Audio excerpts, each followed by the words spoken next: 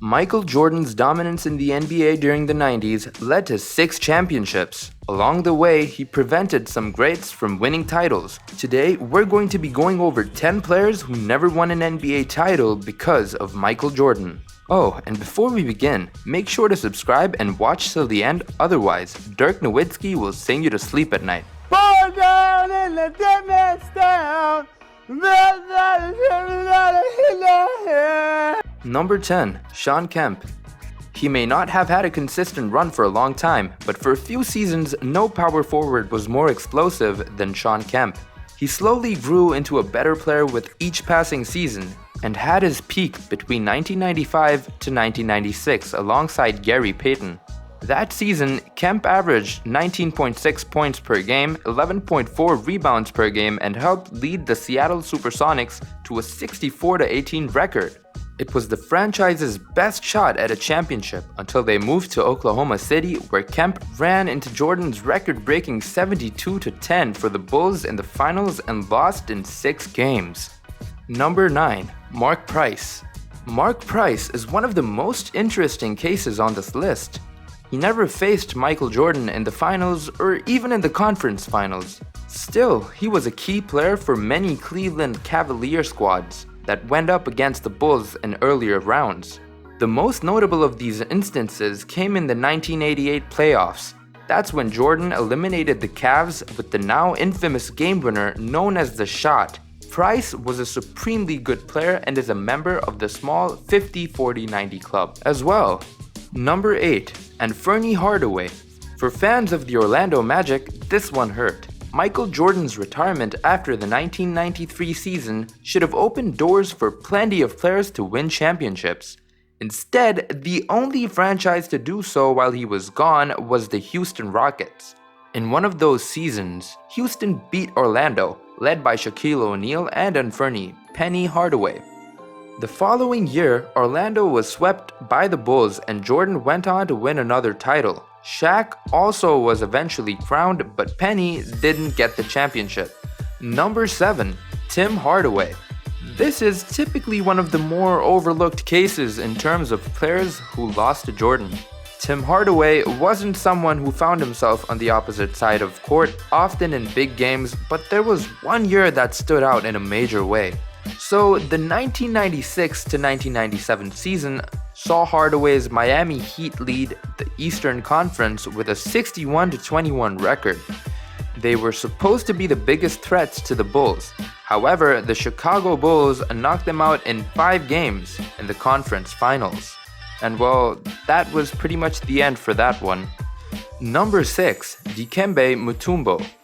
Basketball Hall of Famer Dikembe Mutombo was one of the most important players on any team he played for.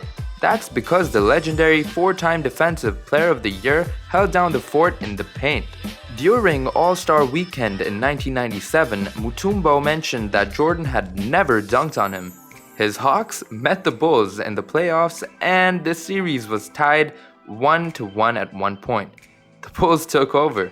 Jordan even dunked on Mutombo and famously taunted him. I mean, honestly, even though Dikembe Mutombo is a pretty good player, he kind of asked for that one. Mike, come on, man. Be for real, you haven't got me yet. Huh? Mike, Don't even try it. you want me to go call Scotty? You have to call Scotty. Boy.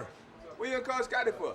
I haven't got you recently. Yeah, I agree with No, that. you haven't got me in the 6 years. 1, 2, just go ahead and say it. Number 5. Reggie Miller. Reggie Miller is one of the greatest shooting guards of all time. He was a sharpshooter with a knack of draining clutch shots.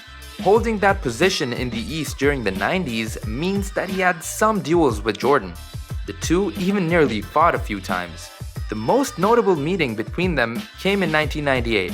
Miller's Pacers were the first team to take the Bulls to a deciding 7th game in the conference finals in a long time. You could argue they had the best shot at ending the Bulls' reign. And well, it wasn't meant to be. Miller made it to the finals in 2000, but never won it all.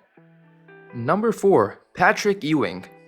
No player was more tormented by Michael Jordan throughout his entire career than Patrick Ewing. The New York Knicks center is one of the league's greatest big men ever. but he had the misfortune of playing Jordan's Bulls almost every year. It happened in 89, 91, 92, 93, and 96. Jordan kept getting in the way each time the Knicks would put together a very good team. Ewing's Knicks finally made the finals with Jordan retired in 1994, yet they still couldn't beat the Rockets. Well, some things just aren't meant to be. Number 3. Karl Malone. When people think about athletes with the most points in NBA history, names like Kareem Abdul-Jabbar, Kobe Bryant, and LeBron James spring to mind. However, the man with the second most points in history is actually Karl Malone. The Utah Jazz legend found himself matched up with Jordan's Bulls in both the 1997 and 1998 NBA Finals. Jordan's flu game in 1997, where even though he was extremely ill, he played and dropped 38 points in 44 minutes, including the tie-breaking three-pointer with 25 seconds to go, to lead the Chicago Bulls to a 90-88 victory, and his final shot in a Bulls uniform put Malone's title hopes to bed. He'd rank higher, but some argued that Malone came up a bit short in these big games. Number 2. John Stockton. Take what was said about Karl Malone and apply it here. The reason those Utah Jazz teams were so successful was the pairing of Malone and John Stockton. As accomplished as Malone is, Stockton has done just as much, if not more. For example, Stockton is actually the NBA's all-time leader in assists and steals, and it's not really close. Had Stockton and Malone teamed up at almost any other team in league history, they would have been champions. Jordan just wasn't having it.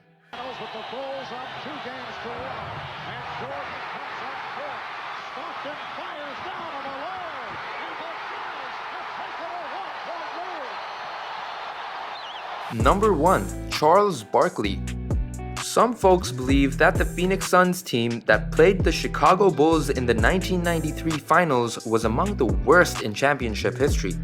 Despite winning 62 games, regardless of their talent level, they were a threat for one huge reason. Charles Barkley was incredible that season and even won the Most Valuable Player award. He led the Suns to a final battle with Jordan and the Bulls. Barkley was stellar there, including a 42-point performance. However, Jordan averaged a final record of 41 points per game, and Barkley never got this close to a title again.